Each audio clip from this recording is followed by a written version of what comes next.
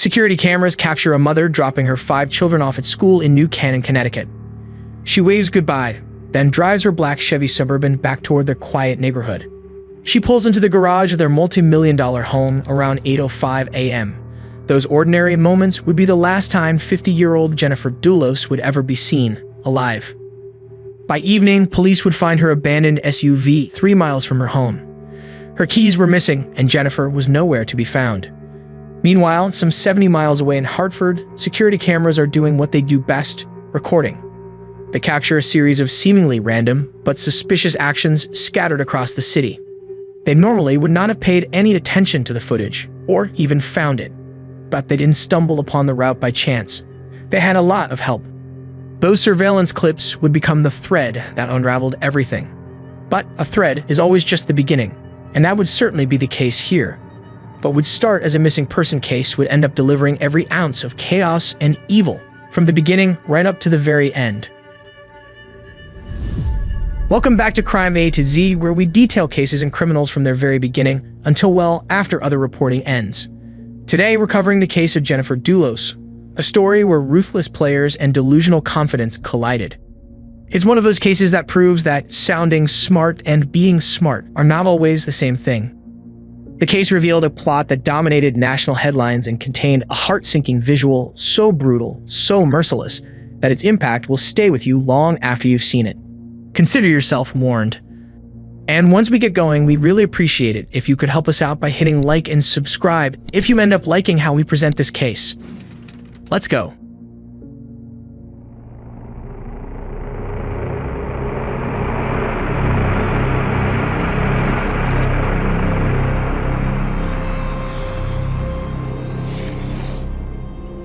Jennifer Dulos's black Chevy Suburban sat empty in Waveney Park. It had backed up to a tree and was still in reverse gear with its parking lights still on. That morning, Jennifer and her nanny, Lauren Almeida, had a fairly normal day planned. Jennifer would drop the kids at school, return home to get ready, attend a few appointments, then head out to her mother Gloria's apartment in Manhattan. Later that afternoon, Lauren planned to pick the kids up from school, then meet Jennifer at Gloria's house. Jennifer would then take the kids to their orthodontist appointments. At 7:14 a.m., Lauren got a routine text from Jennifer regarding some of the children's logistics, including their app privileges and some lacrosse equipment. Nothing out of the ordinary. On her way to Jennifer's home to tidy up a bit, Lauren stopped at Subway for sandwiches for everyone.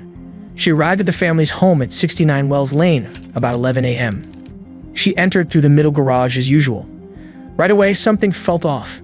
The Range Rover that Jennifer had planned to drive to meet Lauren in Manhattan was still in the garage, but the Suburban was gone. Inside, Jennifer's purse lay on the floor near the kitchen, and her morning granola bar and tea sat untouched on the counter, extremely out of the ordinary for Jennifer, whose routine was to always finish both her tea and granola bar every morning. As Lauren tidied up, she noticed that the paper towel rolls that she had just stocked in the pantry the night before were down to 2 rolls. She was surprised, but figured perhaps one of the kids spilled something and used them up. At about 12:30, Lauren picked up 4 of the children from school, took them back to the house for a quick Subway lunch, then texted Jennifer at 12:43, giving her an update. She didn't get a response. She texted her again before leaving, giving Jennifer their ETA to Gloria's. When she arrived at Gloria's apartment at 2:30 and Jennifer was not there, she texted again. Just got to Gloria's. Still, no response. With the orthodontist appointments looming, Lauren texted once more, asking if perhaps Jennifer had intended to meet them at the orthodontist. With Jennifer still not responding, Lauren took the children by taxi to the orthodontist. Once they were settled into their appointments, it was just after 4 o'clock. With still no word from Jennifer, Lauren tried calling her. Jennifer didn't answer.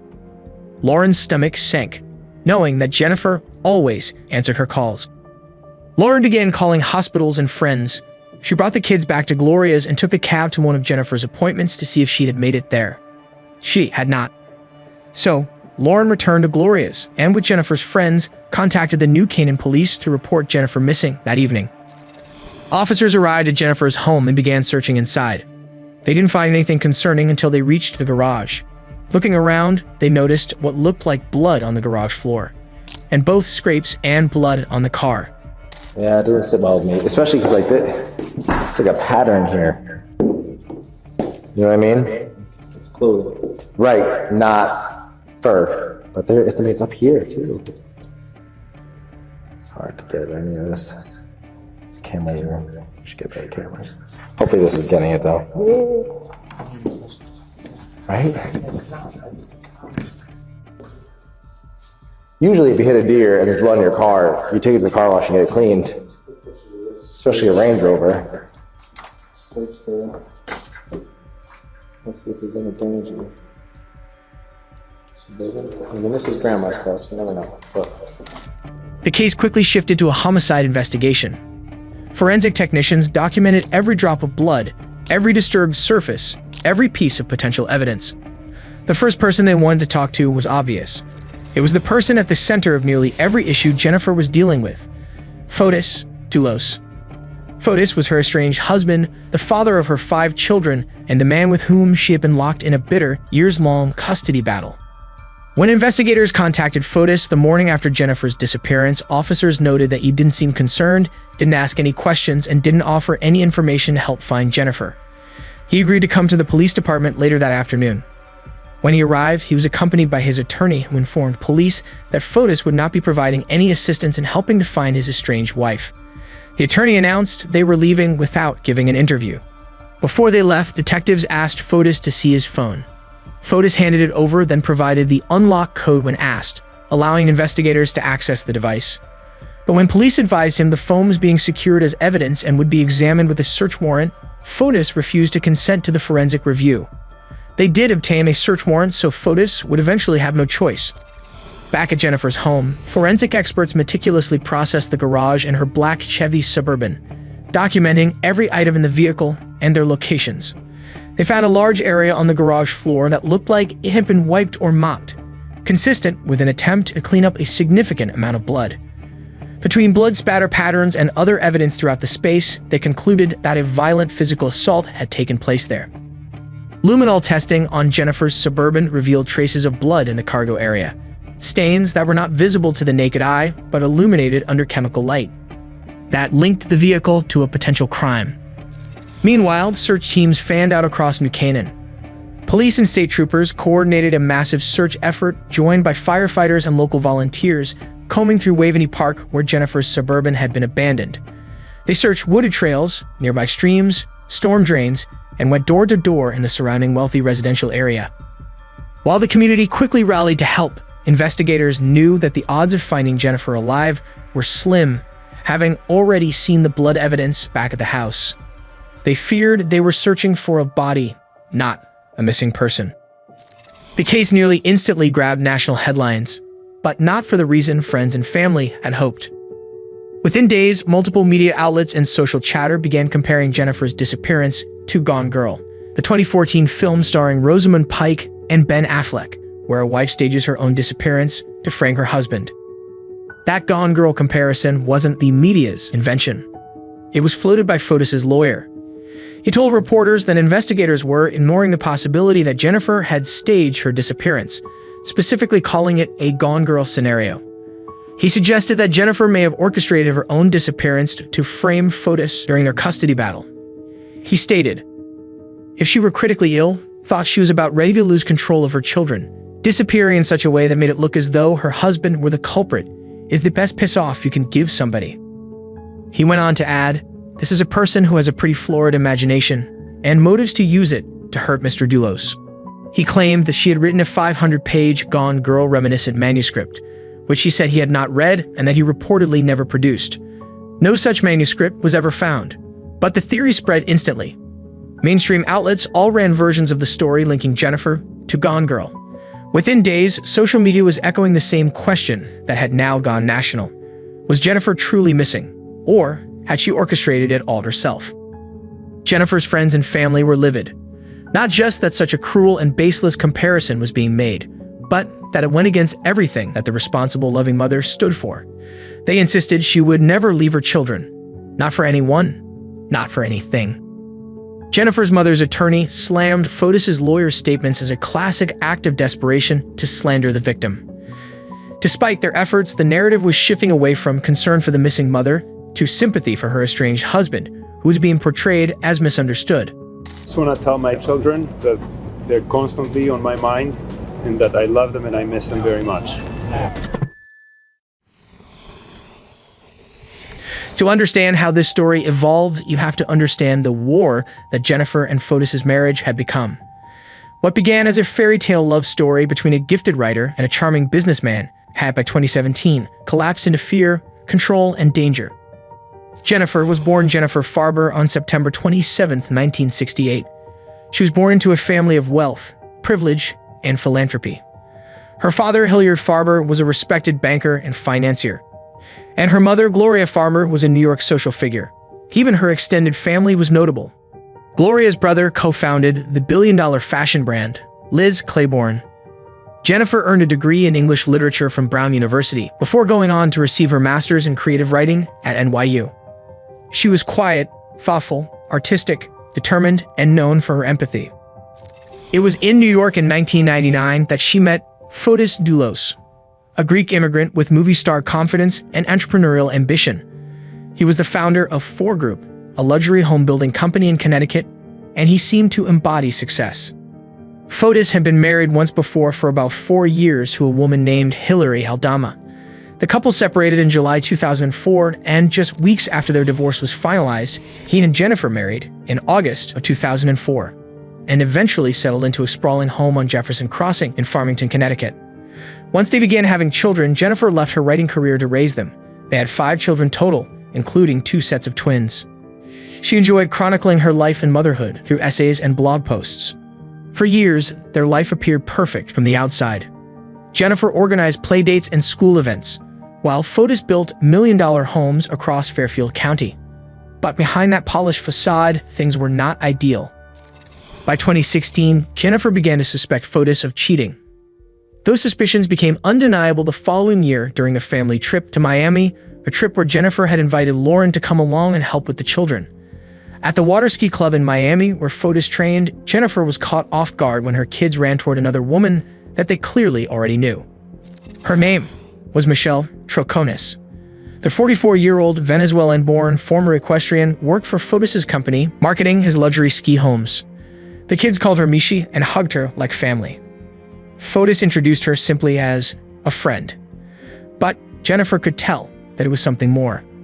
When the trip ended, Jennifer and Lauren returned home to Connecticut with the children, while Fotis stayed behind with Michelle and Michelle's daughter.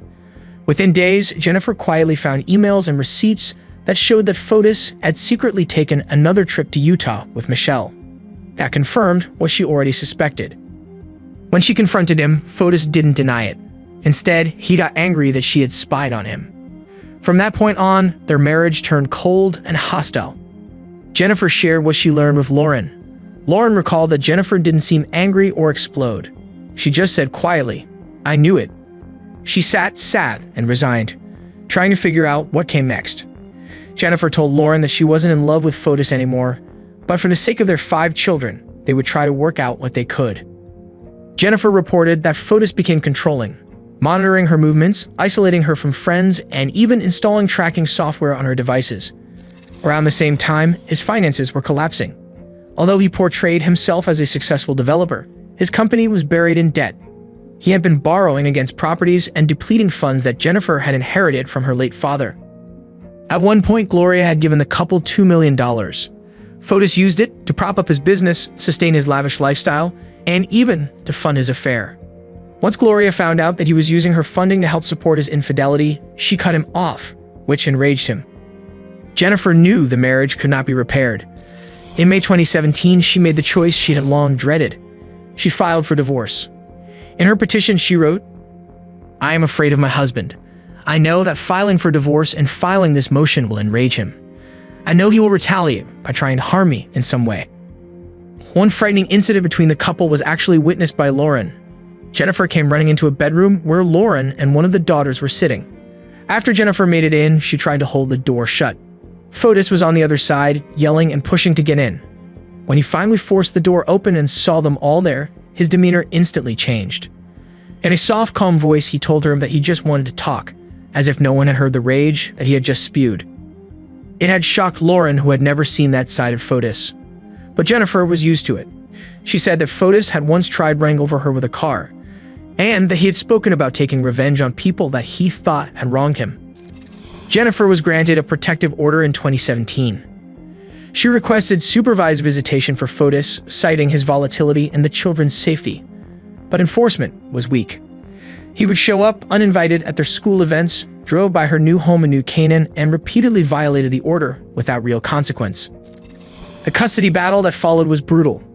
Fotis demanded joint custody of the 5 children, but Jennifer fought back with evidence of his affairs, erratic behavior, and financial recklessness. He responded by accusing her of parental alienation and claiming that she was mentally unstable. All the while, Fotis's finances were imploding. His company was sinking under unpaid loans and lawsuits from contractors. Jennifer was emotionally and physically drained. Her blog entries from that time period spoke of sleepless nights, fear of being watched, and the sense that her husband was planning something desperate. Fotis had warned Jennifer that if she ever left him, he would take the children to Greece and never come back. Fearful that would happen, Jennifer quietly asked Lauren to start moving things out of the house. Items Fotis would not notice were missing. When she was ready to make the final move, she devised a quiet escape. She told Fotis that she and the children were going to New York to visit her father's grave. But instead, she and the kids checked into the Mandarin Oriental Hotel in Manhattan with a private bodyguard stationed outside the door. From there, she filed for divorce, and her and the children moved to a home on Wells Lane in New Canaan. By the beginning of 2019, Michelle had long since moved into the Jefferson Crossing home where Fotis still resided. Jennifer's attorney was pressing to finalize the divorce. The resulting settlement would likely grant Jennifer primary custody of the children and leave Fotis with mounting debt and almost nothing to show for his once lavish empire. The final hearing was scheduled for September 2019. Jennifer would vanish 4 months before then. While that legal battle came to a sudden halt, the investigation heated up. Once evidence mounted and became known, the narrative and public sympathy shifted away from the misunderstood husband and refocused on the missing mother of 5. The final forensic results revealed just how violent the encounter inside that garage had truly been. Examiners found blood spatters of Jennifer's blood throughout the garage, on the floor, splattered on the walls, and even on the ceiling. The patterns told forensic experts that the attack was extremely violent. Jennifer had been struck multiple times while she was standing, then continued to bleed as she fell to the ground. The chief medical examiner determined that given the degree of blood loss and other factors, Jennifer had sustained 1 or more injuries that would be non-survivable without medical intervention. The findings also revealed that mixed in with Jennifer's blood was DNA belonging to Fotis, and not just a trace amount that could be explained away, but substantial amounts of his genetic material that proved that he had been present during the assault. Despite his claims that he had not been to Jennifer's house in months, his DNA was spread everywhere. The cleanup attempt had backfired spectacularly. Instead of eliminating evidence, it had preserved it. When the blood was cleaned with bleach and paper towels, it actually created diluted samples that were easier for forensic technicians to analyze. The bleach had not destroyed the DNA. It had simply spread it around the garage, revealing the pattern of the cleanup itself. Investigators theorized that Fotis restrained Jennifer with 4 zip ties around her wrists and feet, then stabbed her with a murder weapon that had yet to be located. After rummaging in her pantry for 10 rolls of paper towels and using them to clean up, he loaded Jennifer's body into the Suburban and drove back to the park. He left the lights on in the Suburban to make it appear as if Jennifer had left the car in a hurry, perhaps abducted. He was back in Farmington by 1:37 that afternoon.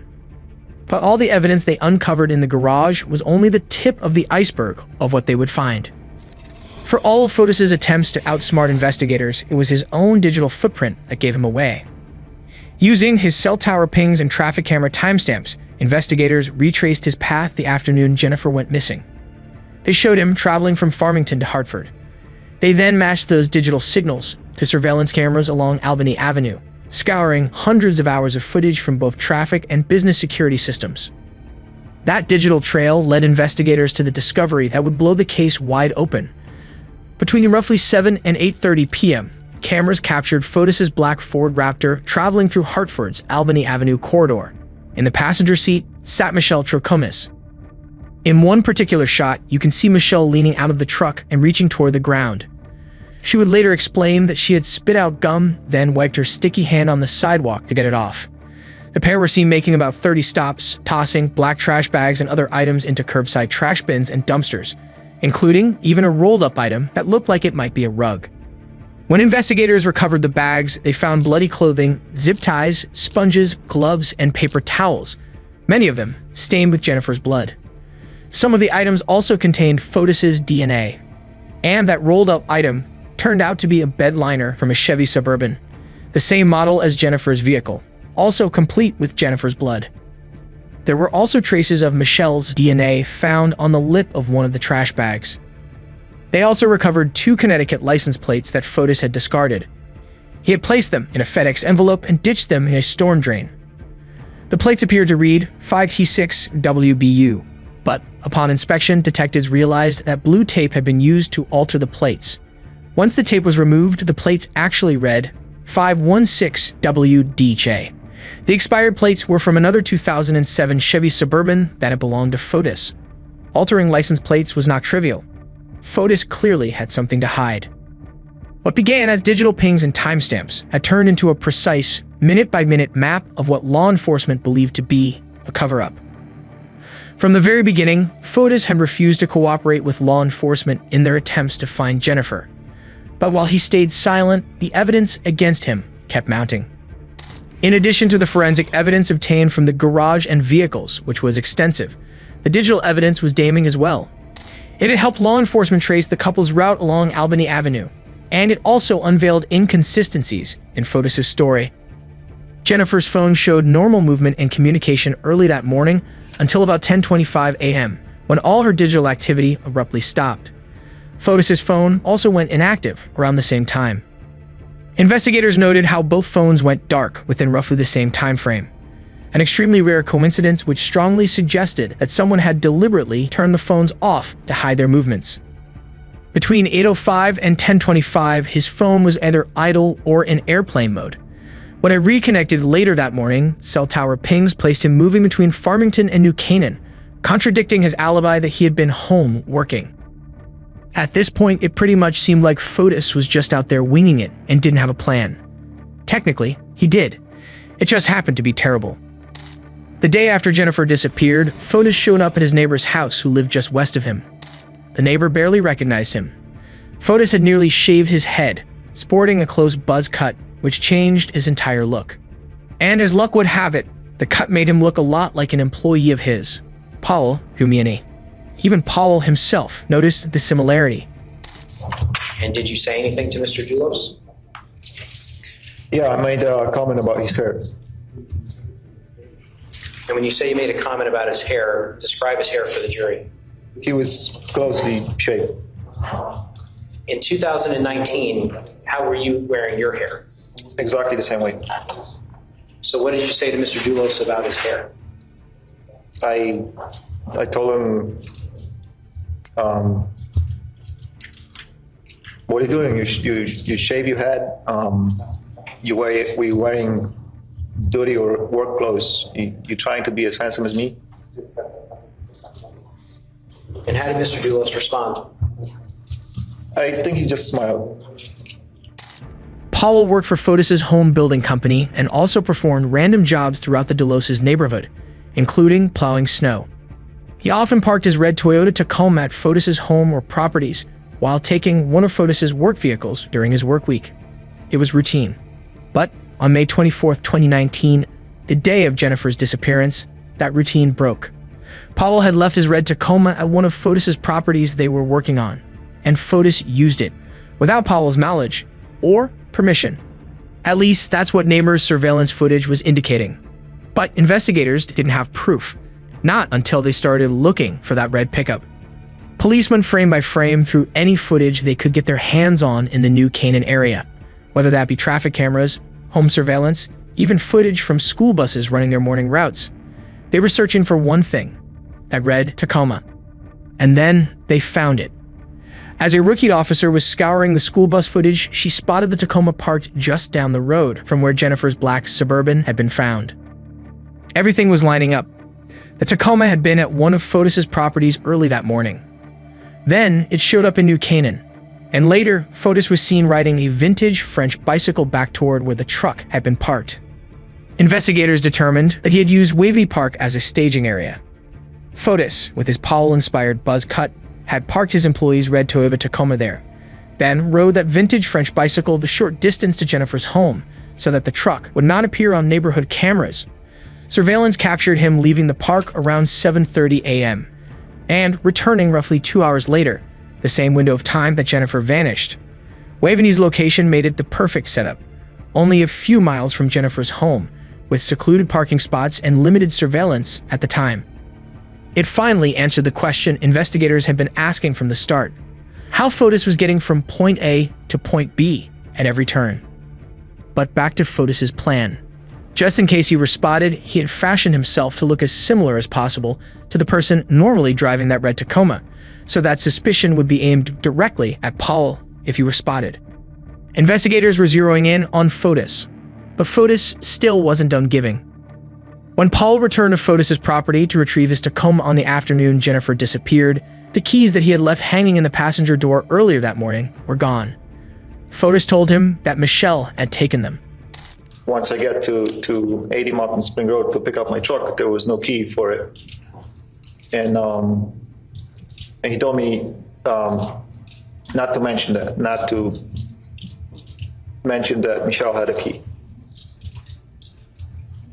So you brought up the fact that your key wasn't in the Tacoma, and Mr. Dulos told you not to mention that Michelle had the key? Yes. What were his exact words, if you recall? I can't remember. Let's not mention that. So, he wasn't able to take his truck. He returned for it 4 days later. But, to Powell's surprise, when he got there, Fotis was off getting the vehicle detailed. He told Powell that he was on his way back from the car wash and would be there shortly. Records showed that Fotis paid $250 to have the vehicle detailed. When Fotis was finally handing the vehicle back over to Powell, he had a recommendation for him. And when Mr. Dulos parked the Tacoma, what happened next? He opened the door and he started playing with the side handle on the seat. And he told me, "What's up with this? This doesn't work. The seats are not original." He told me, "They look ghetto. You should get rid of them. You should change them." And I told him, "Yeah, I know. It's the truck has other problems. I gotta get to it. It's leaking oil and things like that." And I told him, "I'll get to it." But he told me, no, you should change the seats. You should fix the truck, sell it, or lower the price, and sell the truck. I'll give you a good deal on the Jeep." I just couldn't hold it anymore, and I just went off on him. I told him, "What's up with my truck? Why did you clean it?" And he smiled at me and says, "Because you were never going to do it." And I told him, "Seriously, why did you clean my truck?" And he says, "Don't worry about it. There's nothing going on." I went to Jennifer's house for Mother's Day. I gave her a hug. I hold the cat. And then I came back, and then I was having the same clothes, and I was driving your truck. There might be hair in it or something. I just want to clean everything. The police might come in. They find something, they're gonna destroy my name, destroy the company name. No one's gonna ever want to build it with me. And I said, "Why you want me to change the seats? What's up with the seats?" And he said, "Can we not talk about it? Can you just do it?" And then he'd keep on pressing me on it. And then he was growing angry, and he keep on saying, "You gotta do it. Can you do it?" Powell went on to tell Fotis that he could not find any replacement seats in junkyards, and that the only available seats he knew of were the seats from Fotis's wrecked Porsche Cayenne that he kept at one of his other properties. Fotis was fine with that and told him to do it. But the battery on that Porsche turned out to be dead, so the seats could not be moved to get to the bolts to remove them. That made Fotis more angry, so he went with Powell back to the property to help and make sure the seats got replaced. They replaced the seats, But Powell, suspicious of Fotis, kept the original seats in the garage in case the police ever needed to see them.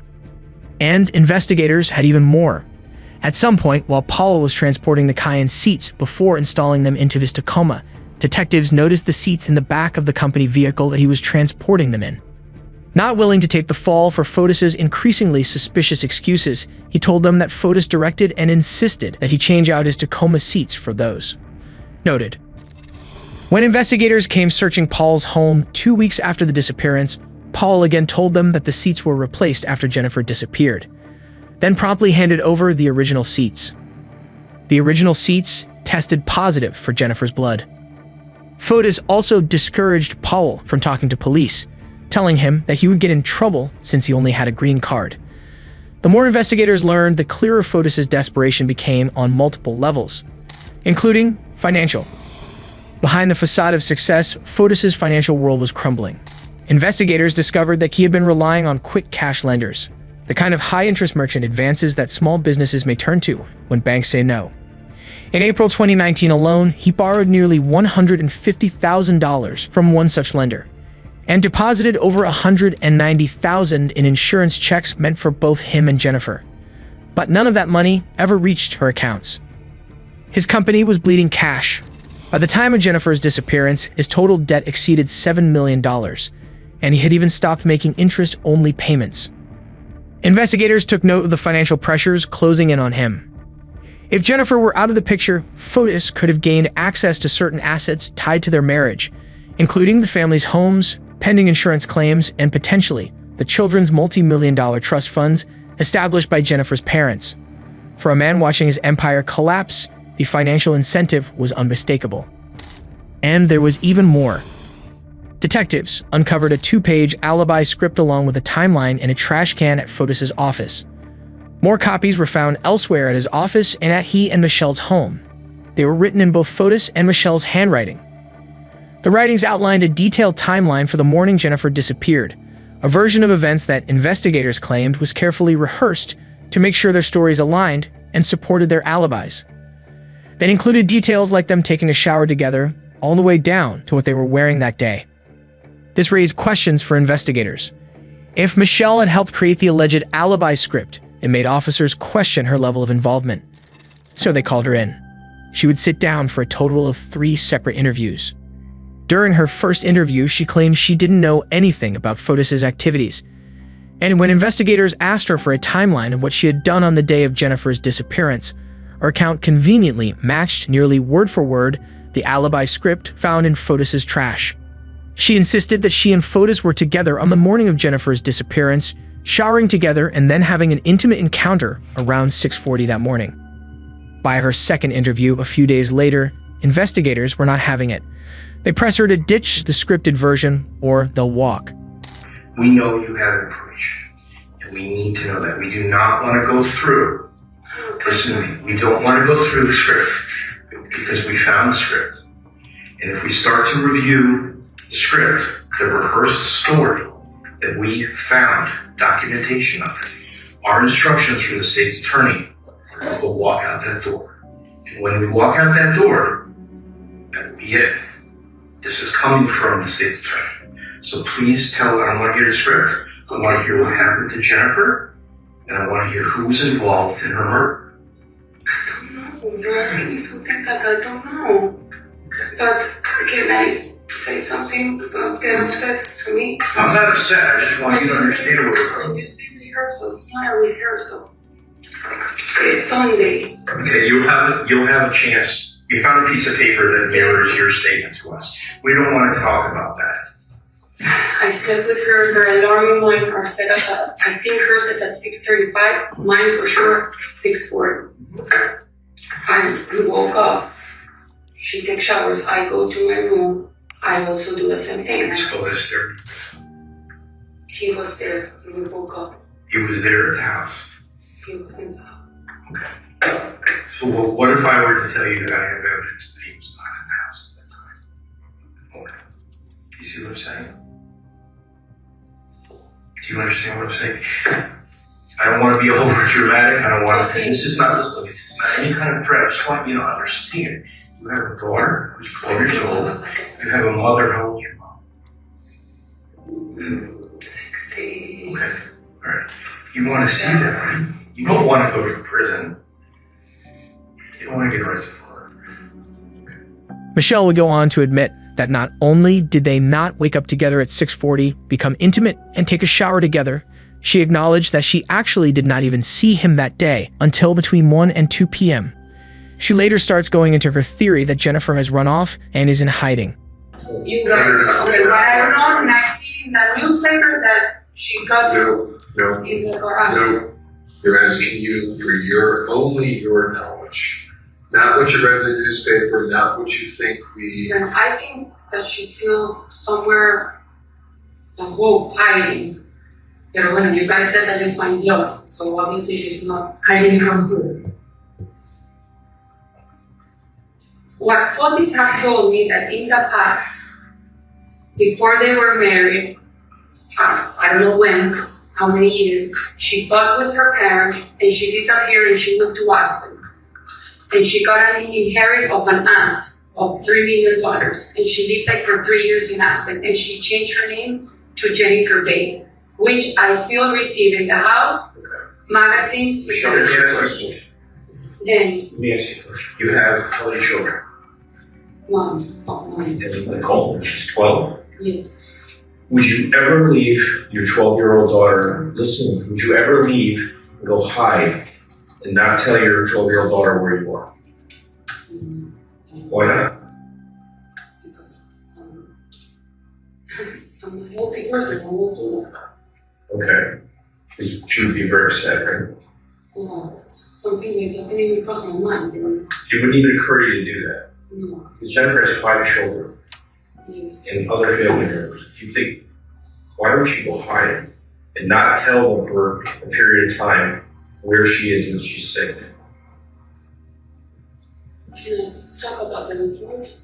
No. Well, No, listen, the question was, my question is, The my question only was- answer that I can give is because from my understanding, she has a borderline personality She disorder. got that information from photos.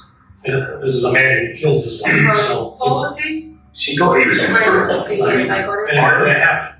our impression of photos. Yes, I got it from politics, and there's Listen to yeah, John. Michelle. I know, but you keep calling me Jennifer instead. Well, I'll be honest with you, Jennifer's on my mind. I know. Okay, because I worry every day and every night about Jennifer. So I apologize for calling you the name of the person in this thing. Now, appointments, please. So Michelle, here's the thing. They continue to press Michelle with information that's hard for her to hear. We want to tell you something that everyone in this room is like. Otis lies to everyone. And the reason he lies to everyone is he cares about one person in the world, and that's himself. He didn't care about his first wife, he didn't care about his second wife, he doesn't care about you. He says all kinds of things to all kinds of people to get what he wants. Okay? He manipulates, controls. We have no doubt he did that to you. He lies to you. So we're I know I'm trying to. So he owes you. He feels he owes you nothing. If he could put this murder on you, he would do it in a second. Okay? We don't think that's true. And we want what is fair. Yeah, we really. Return your just. I just thought, when we're talking. When you check. They had investigated every angle, including interviewing friends and acquaintances. They asked Michelle whether she had joked with Fotis on a certain occasion. So when you two initially greeted each other, What is good? And I say hello. were you friendly? I mean, was it, Oh, I hugged him, yes. did you say anything to him? Jokingly or otherwise? I think I told him I love him. I hugged him. I'm like, did you see that? And then I asked him, did you see the kids? And then he said, we were all sitting there. It wasn't only just me. It was Aaron was sitting there. Did you ask him if he thought that you two would be able to have sex in jail? Yes, I said that was a joke. Why would you say that as a joke? because he said the police could have arrested me in New York. And I said, well, if you get arrested, can I have, how do you know? Well, they talked to other people who heard it. Well, Greg was there. Greg, Aaron, and I think Hodge. We were all lying in the grass.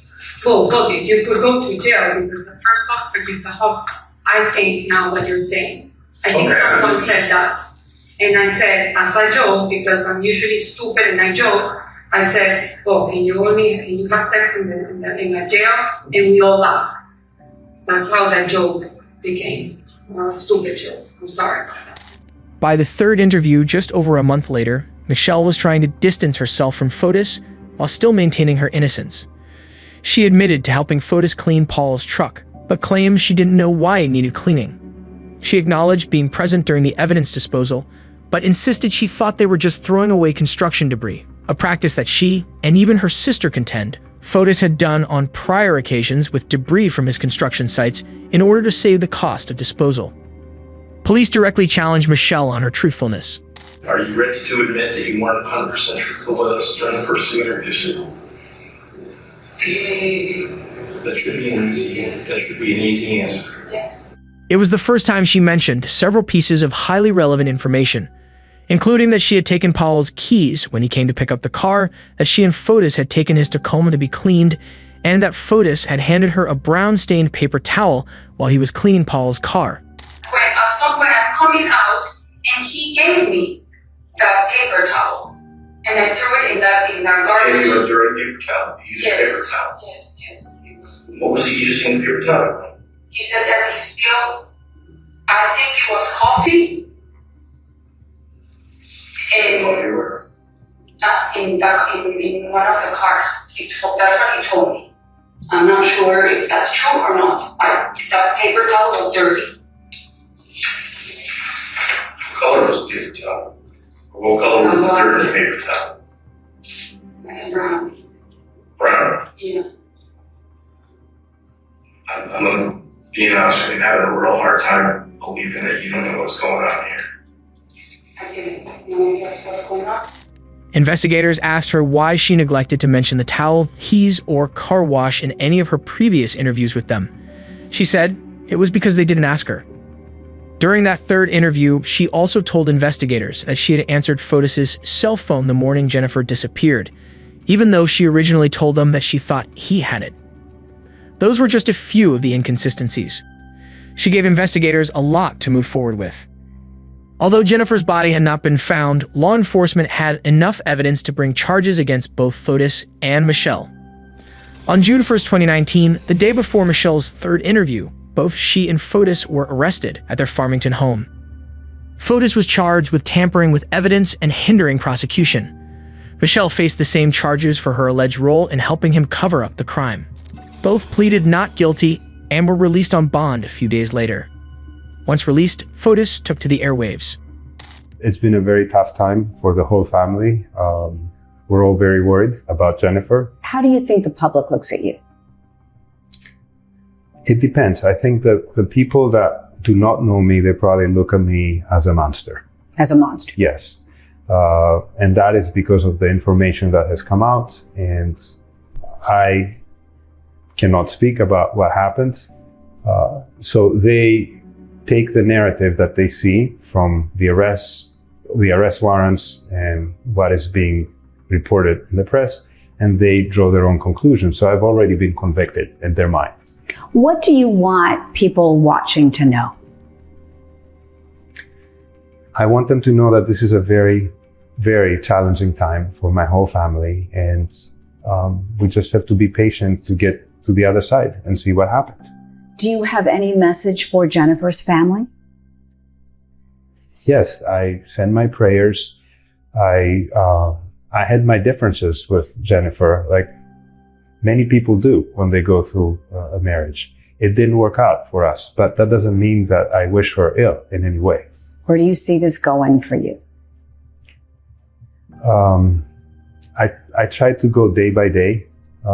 When it first started, I seriously pinched myself a couple of times and I said, this cannot be true. I'm dreaming this. I'm wearing orange. and I'm in a cell, 6 feet by 9 feet, and this cannot be true.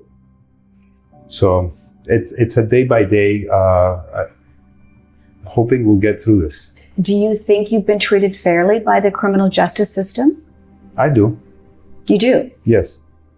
I think with the information they had, they did the best they could. And I understand they have tremendous pressure on them. And it's also statistically, when something like this happens, 90 or 95%, it's the spouse. So I can understand why people feel like this. And your answer to that is? What's when people say, yes, 90% of the time it is the spouse. Well, it's 90%. It's not 100%. So when people, I'm in the 5 or 10% category. So yeah, because, you know, people automatically say, oh yeah, people say the spouse did it. Mm-hmm. I know, but you know, I know what I've done and I know what I haven't done. So I have to stand and fight and hope that the truth is going to come out. Do you have any thoughts about that, about her disappearance or what's happened? I do, but I'd rather not speak about that today. But at some point? Some point. Before she disappeared, what was your relationship with Jennifer? As you know, we were in a very contentious divorce that was fueled by her attorneys. Were you speaking on the phone? We're speaking on the phone, yes. And it was cordial? And we also met a couple of times when we would have drop-offs for the kids. Yes, it was very cordial. 2 days before she disappeared, she invited me to play basketball at her house with the kids.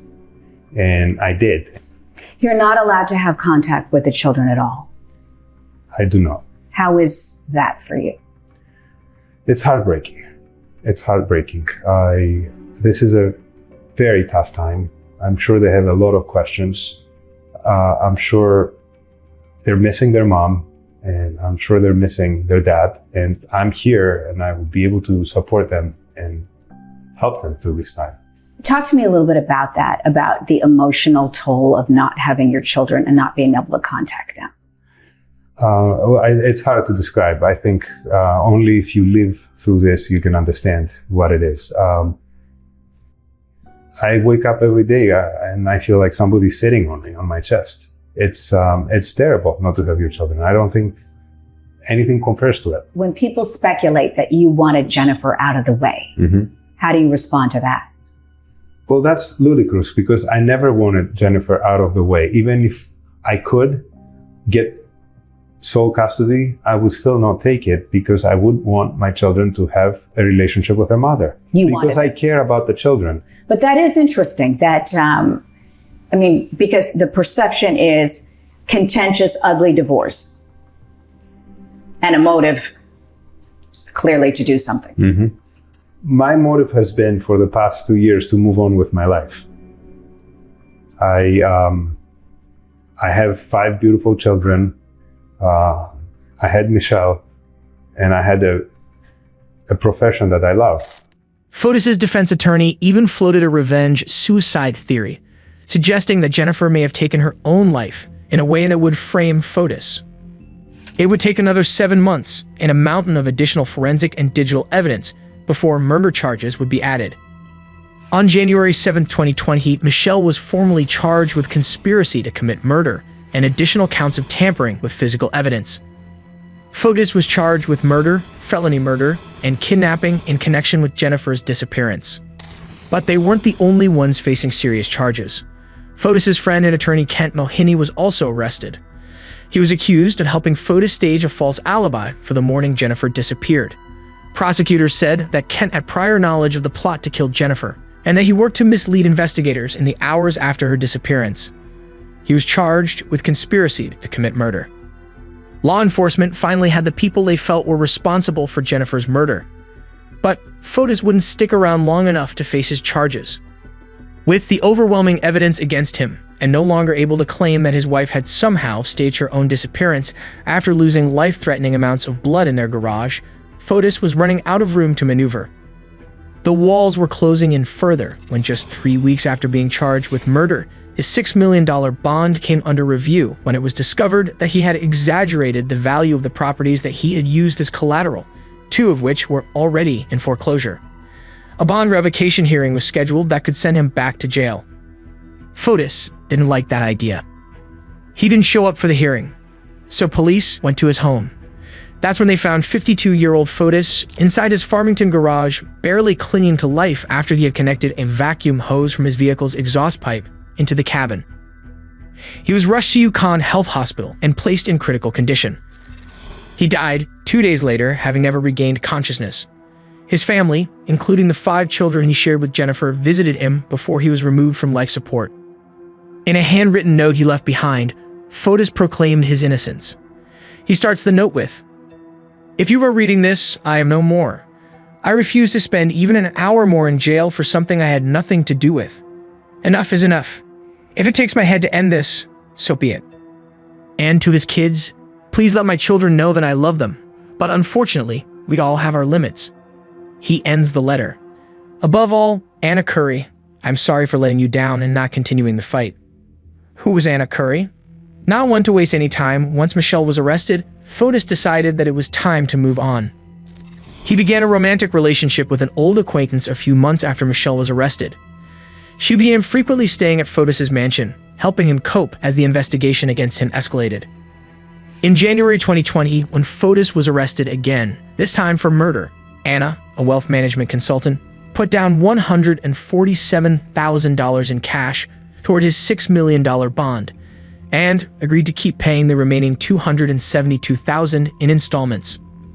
On the morning of Fotis' death, Anna was supposed to drive Fotis to his bond hearing, but he asked her to run to the bank instead.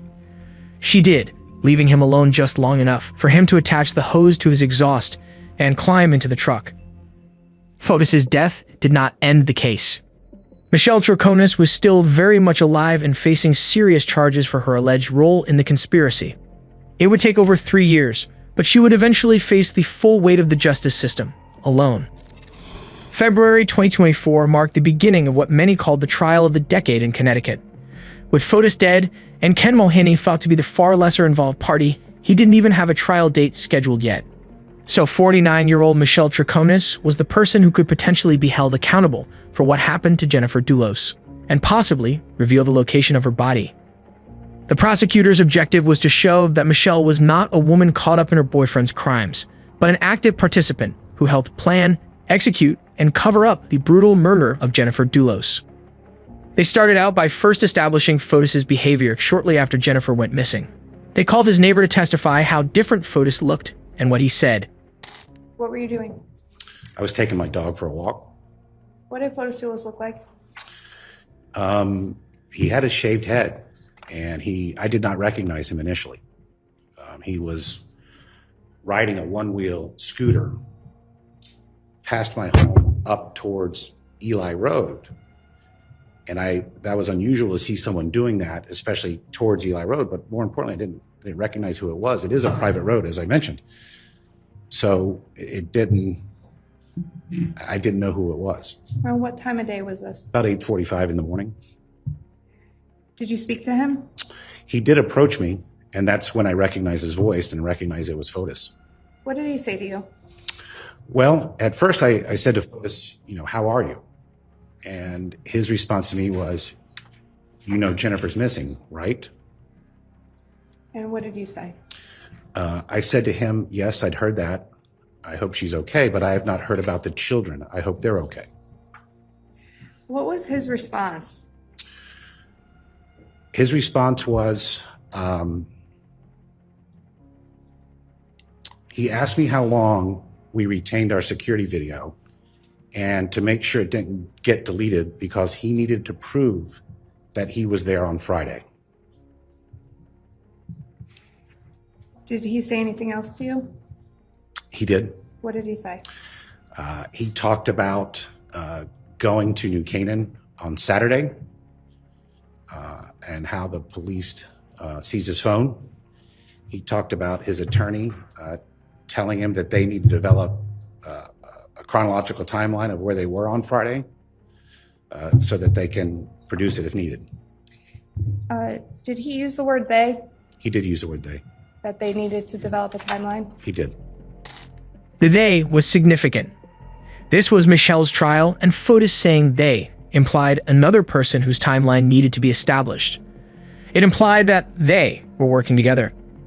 From there, the prosecution meticulously laid out each piece of evidence, from the laundry list of highly material inconsistencies across her interviews to her and Fotis's evidence-dumping tour through Hartford to the pair casually getting coffee at a Starbucks afterward.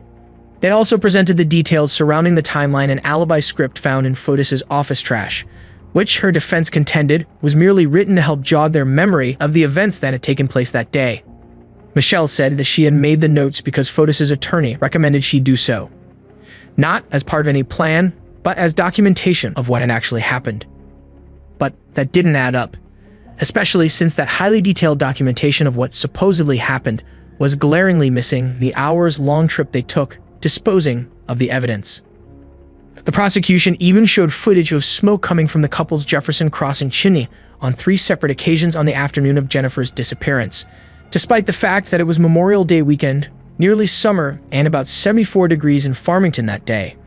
Michelle had finally acknowledged setting one of those fires during her 3rd interview. The prosecution contended that the fires were used to burn evidence.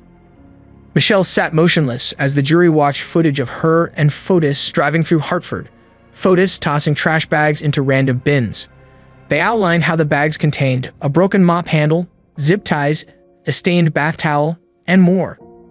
But it was the display of Jennifer's clothing that had the greatest impact.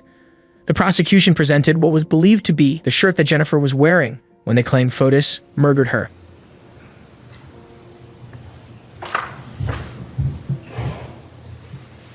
If I may, sir, can you please point to where the shirt is cut?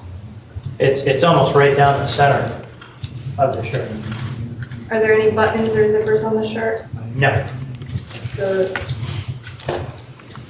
and what is the brand? It's a Vineyard Vine shirt. And over here, there's some marking. What is that? There's a defect in the shirt. And are you talking about the hole? Yeah, And did this go to the lab? it did. And there are letters here, EDSFTG. Do you know what that stands for? Yes, it's a Vineyard Vine slogan for every day should feel this good. The cruel contrast of the acronym made the moment even more somber. The haunting visual of Jennifer's bra sliced down the middle, along with the nearly completely blood-soaked shirt, also sliced down the middle, left little question as to what happened to Jennifer, and the merciless end she must have endured. The defense argued that all the evidence pointed to Fotis's involvement, and none of it pointed to Michelle. So the prosecution also brought to light Michelle's reported disdain for Jennifer. She said something like, can you believe that Jennifer won't even let the kids come over and say goodbye to the dog before we put them to sleep? Did you respond to that comment? I don't remember. And you indicated that the defendant was present. Did she say anything at that point? Yes. Tell the jury what the defendant said. She said she should be buried right next to this dog. Yes, so Michelle was upset that her and her daughter pictures were posted by the news online. And she said, I'm gonna kill that when she's gonna turn up. And I said, don't say that. And she said that she's gonna be suing the news. She's writing down who posted what pictures. Once the defense began their case, they contended that Michelle had no role in Jennifer's disappearance, no knowledge of any plan, and that her only mistake was trusting Jennifer Dulos. They pointed to the lack of physical evidence linking Michelle to Jennifer's presumed death, and emphasized that much of the state's case was circumstantial. Throughout the trial, Michelle's family stood firm in their belief that she was innocent, standing by her both inside and outside the courtroom. And if the drama happening with the people closest to the crime wasn't enough, there was more. A bailiff described an elevator exchange with a juror who called out, "We love you," to 2 of the prosecuting attorneys, an indication of how consumed the community had become by the case. The judge removed that alternate juror due to the appearance of bias. A second juror was also removed when the judge learned that they had compared the case to Gone Girl, leading the judge to question their ability to remain impartial. One of these stranger threads to come up during trial involved a series of voicemails that Fotis left just days before Jennifer vanished for Kent Mulhiney's estranged wife. Fotis and the woman barely knew each other, but he spoke in the voicemails like they were close, asking her to call him back and to meet in person. The tone made her uncomfortable, and she later told police that she believed Fotis and her estranged husband were trying to get rid of her or to lure her into danger. She did eventually meet Fotis at a restaurant, where he urged her to come to his home. That really kicked her fear into high gear. Law enforcement believed that Fotis was attempting to meet with Kent's wife to help establish his alibi. They felt that her involvement also pointed to Kent being involved in some way. After a 6-week trial, the case finally came to a close. The jury deliberated for 6 days before reaching their decision. And while conspiracy is often hard to prove, Michelle's deception and inconsistencies swayed the jury in the end. On March 1st, 2024, the jury found Michelle Troconis guilty on all counts. At her sentencing hearing, the people who had been impacted most by losing Jennifer spoke as Michelle listened through translation earbuds, including Jennifer's eldest son.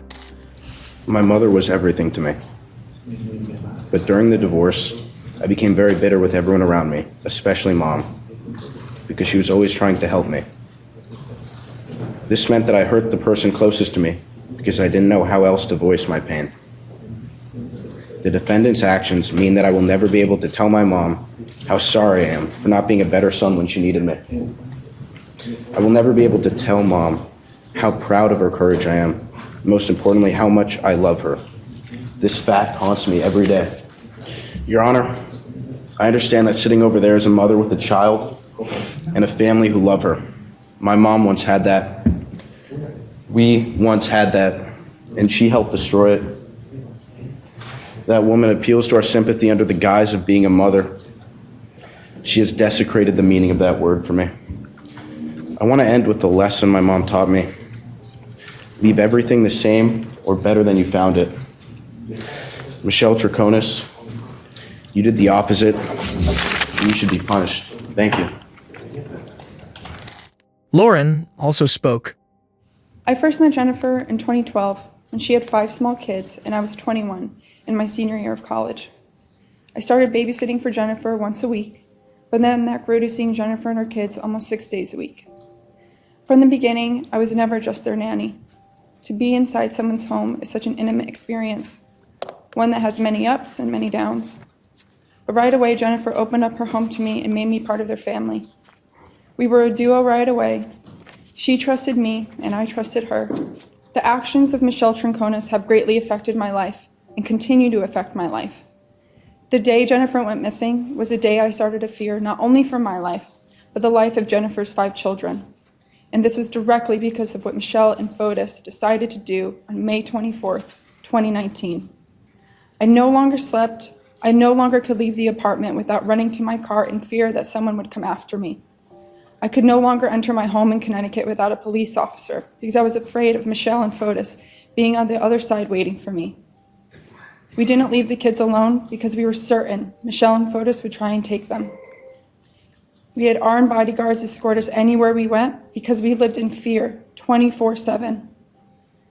I had nightmares so bad I woke up in tears shaking, unable to let go of the thought of Michelle and Fotis taking these kids and doing something unthinkable, because the unthinkable had already happened. May 24th, 2019 was the day Jennifer was murdered by Fotis and Michelle, and that was the day I decided I wouldn't leave those kids until she was found.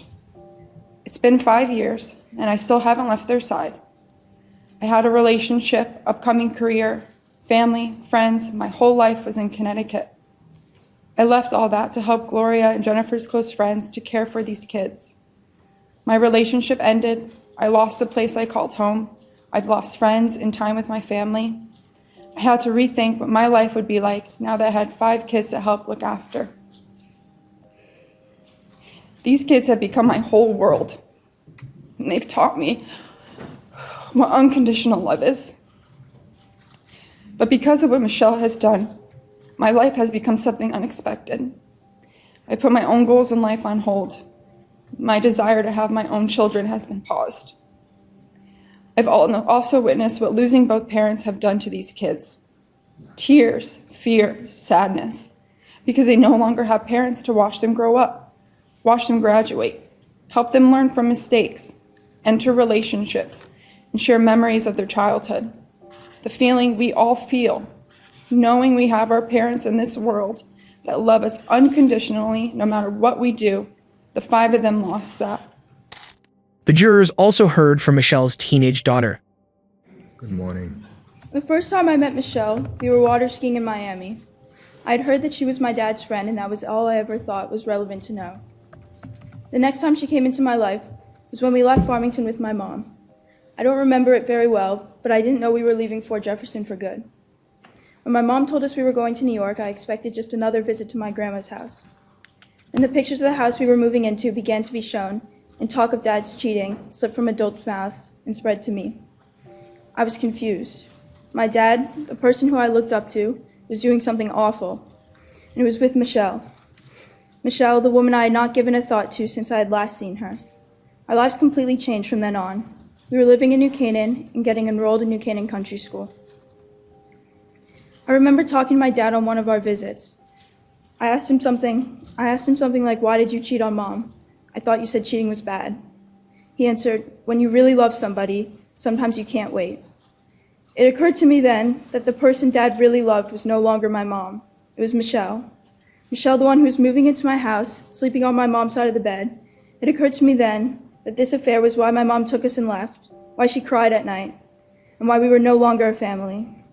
From then on, Michelle was a part of my life with my dad.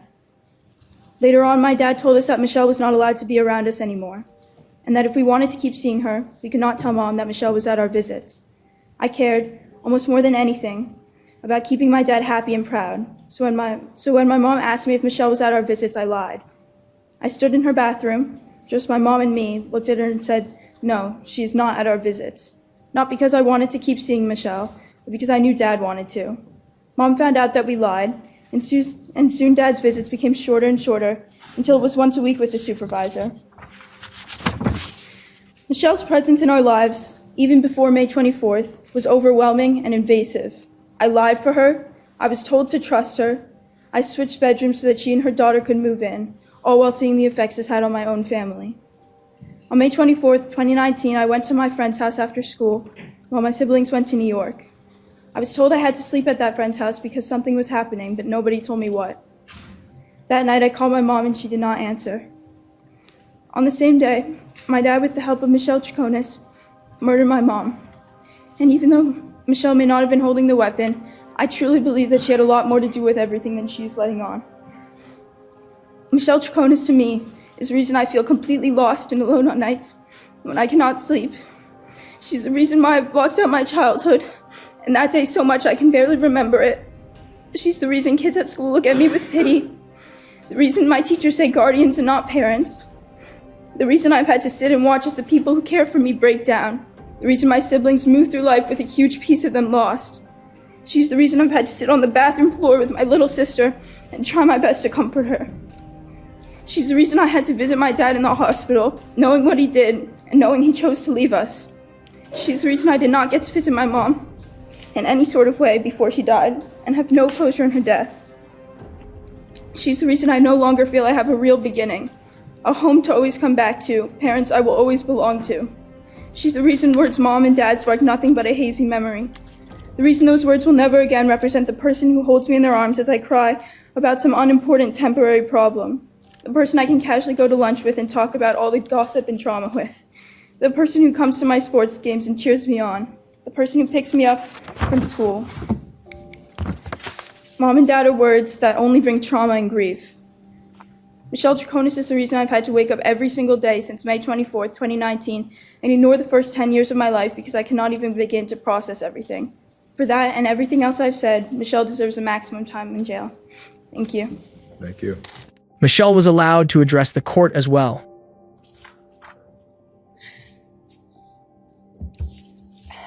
Your Honor, I am deeply saddened by this tragedy that has affected so many lives. I found out things before and during trial about a man, Fotis Dulos. I thought I knew and loved. I deeply regret ever being in a relationship with Fotis Dulos and bringing my daughter, my family, and myself into our lives, into his life. I am a person of profound faith, and I have been praying and will continue to pray for those who suffered and still suffer. I am thankful to my whole family and my dear friends who have stood by me and support me. I am grateful to you, Your Honor, to let me express myself. Thank you. Thank you.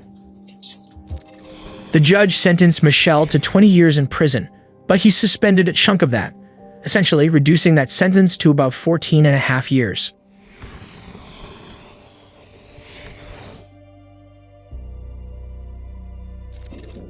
After Michelle was sentenced, her family spoke out. They said that during the trial, a gag order was in place, so they were not allowed to speak. They expressed how they believed Michelle was wronged.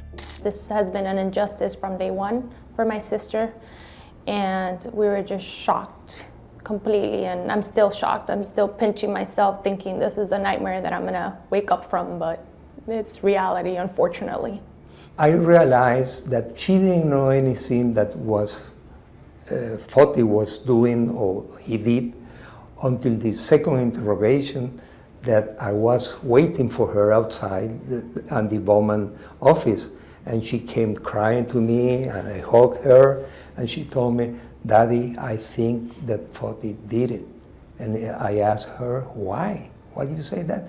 Because all the evidence they showed me, the blood in the Tacoma, all these things, they scared me. And that's when I realized that she didn't know anything. She told them that they had gone to Albany Avenue. She told them that they were discarding construction work because she had done it in the past with him. I had even done it in the past 2 years, Me too. a year before. That was normal for Votis. Yes. She's an amazing mother, so she would never harm any other mother. That's number one. They claim that they were all misled by Fotis about his relationship with his wife. I asked him, "Are you divorced? Are you still married?" "No, I'm separated long time ago, but we were living in the same house because we have some arrangement because the kid, we are in an amicable divorce, but I don't love her anymore, and she's nice with me. We are handling the custody of the kids, but that's fine. We are getting along pretty well. She decided to move to New Canaan, and now, you know, I love your daughter. Is the woman of my life. She have the same principles and culture background and all the sportive life. She loves nature, animals, everything. The kids love her, and she's a wonderful woman. You know, and he told me all that thing. I trust this guy at that moment. I didn't know he was lying to me or manipulating me. I don't know. The interviewer did not ask them why Michelle gave false and shifting accounts to investigators. Years after his initial arrest, Kent Mulvaney's case finally reached its conclusion. He had spent nearly 11 months in custody following his January 2020 arrest before posting a $2 million bond and being released under GPS monitoring. The original conspiracy to commit murder charge was formally dropped, the prosecutors saying they did not have sufficient evidence to prove it beyond a reasonable doubt. Then, on June 13, 2025, Kent pleaded guilty under the Alford plea doctrine to a lesser charge of interfering with police. That doctrine meant that he did not admit to the allegations, but accepted that there was enough evidence for a jury to convict him. It still results in a guilty finding by the court. He was sentenced to the amount of time served, 11 months, and was not required to serve any additional time. His law license was suspended following his arrest. and reports suggest he has no intention of returning to legal practice. After Jennifer's disappearance, her mother Gloria sued Fotis for the millions of dollars she had loaned to his company. The court awarded her nearly $2 million, including about $200,000 from a personal loan used to build the Farmington home, where he later lived with Michelle Troconis. Gloria and her late husband Hilliard had poured more than $2.4 million into that house, and when Fotis stopped paying the mortgage, Gloria had to cover it herself. When Fotis defaulted, he knew that Gloria Farber was going to have to start making the mortgage payments. And ironically, it was interest only. So Gloria continued to pay those payments month in and month out. But we were bleeding. And in the meantime, Gloria Farber's paying for Fotis Dulos to live in that house, this palatial house, with his girlfriend. And he seemed to have the same lifestyle that he had, travel, entertainment, etc. But, quote, couldn't afford to make the mortgage payments. So we were forced to pay off the bank, and we've now taken an assignment of the bank's mortgage, and I'm foreclosing on the bank's first mortgage. By the time Fotis died in 2020, he was nearly bankrupt. Gloria's attorney continues to pursue what's left of the estate to recover funds owed to her. Jennifer Dulos was legally declared dead in October of 2023, allowing for the distribution of her assets. Jennifer's 5 children, now teenagers, remain in the care of their grandmother, Gloria Farber, who has served as their guardian since 2019. Fotis's family in Greece has sought visitation rights, but the Connecticut Family Court has repeatedly sided with Gloria, citing the children's need for stability and their preference to stay with her. Investigators worked tirelessly trying to find Jennifer's body. They spent months retracing Fotis and Michelle's every movement in the days surrounding May 24, 2019, hoping to locate Jennifer's body. Detectives pulled their phone records and vehicle telematics to map all their routes. They searched sewers, storm drains, reservoirs, the river, Fotis's company, and all of the known locations where they had stopped. They even built a geographic heat map of every cell ping and camera hit during that time period. Despite hundreds of search warrants and more than 500 individual searches, her body has never been found. In 2021, Anna Curry, the woman who posted Fotis's bond and who he apologized to in his goodbye letter, filed a lawsuit to get back the money she had put toward his bond. She asked the court to return her $147,000 deposit and to wipe out the additional $272,000 that the bond company said she still owed. In her filing, she said the paperwork was rushed, unclear, and never properly explained to her. The bondsman disagreed and claimed that the full balance was her responsibility. As of the most recent court action in March 2024, the case is still open. Jennifer Dulos' case remains open. Why? It's a fair question that continues to come up. With the main suspect dead, the accomplices convicted or sentenced, and no mystery suspect left to pursue. With the exception of not having a body, the case appears to be complete. But law enforcement still characterizes Jennifer Dulos' disappearance as an open and active investigation. In almost any other case under the same circumstances, with or without a body, the file would have been closed, or at least deemed cold. But Jennifer's family was wealthy and prominent, and this was a high-profile case, probably in no small part because they were wealthy and prominent. Even Jennifer's side acknowledged the imbalance in coverage. This case has received a disproportionate amount of coverage, and I realize I'm contributing to that by speaking to you right now. But there are so many people whose stories are not being told, whose stories when they go missing don't get covered, in that crucial window of time when it might be possible to find them if they are still alive. She went on to describe how Jennifer would have been a strong advocate for strengthening domestic violence laws. In the years after Jennifer's disappearance, her story didn't just stay in the headlines, it helped change the law. Connecticut went on to expand its legal definition of domestic violence to include coercive control, partly inspired by the awareness Jennifer's case created. Lawmakers said Jennifer's experience showed how abuse isn't always physical. It can also involve intimidation, isolation, and manipulation that trap victims in fear. The 2021 law now allows courts to recognize those patterns as domestic abuse, giving victims protection even before violence occurs. Michelle Troconis is currently serving her 14.5-year sentence at York Correctional Institution in Connecticut.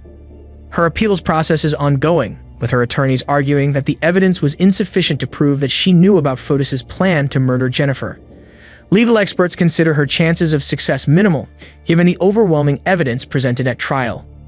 Michelle continues to maintain her innocence, and her family remains vocal in supporting her, appearing outside the courthouse and in interviews defending her character.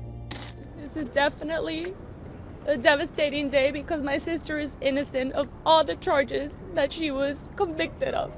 And we are certain that she is innocent. And I know that only time will prove it to you guys. I know that everyone wanted answers. I know that maybe the state is happy that they finally convicted her or someone is paying for the price, but she's not the right one. We still don't know what happened to Jennifer. We're all mothers. And we all love, as you can see, Michelle has been supported by us, her family and friends from day one. And we continue standing here because we too care to know the truth of what happened to Jennifer. But we don't know what happened to Jennifer. And choosing and putting my sister as the guilty person is not the right thing to do because she's innocent.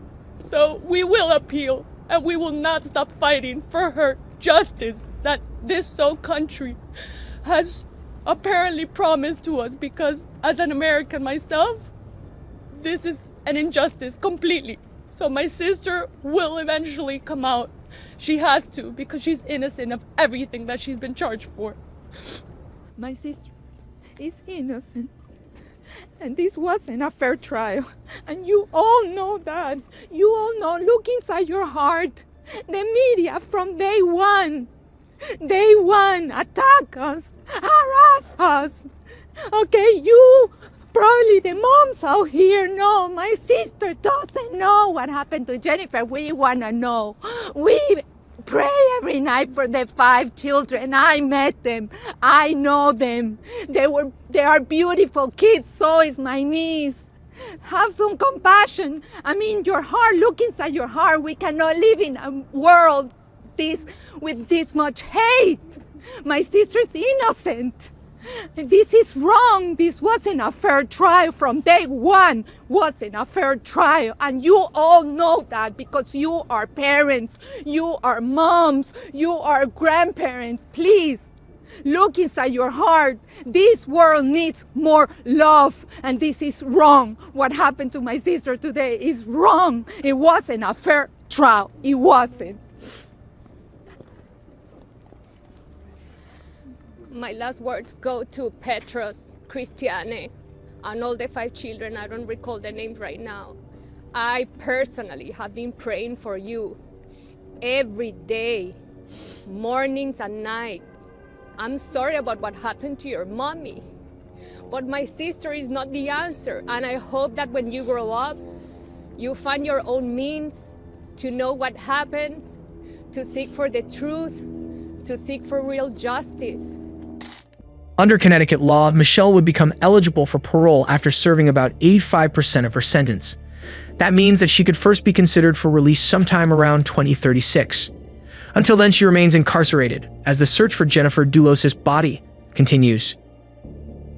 We hope this video did justice to Jennifer Farber Dulos. Please share your thoughts about this case and what you thought was the most compelling evidence or lack thereof in the comments. And be sure to hit like and subscribe so we catch all our future videos as soon as they drop. Thanks for watching.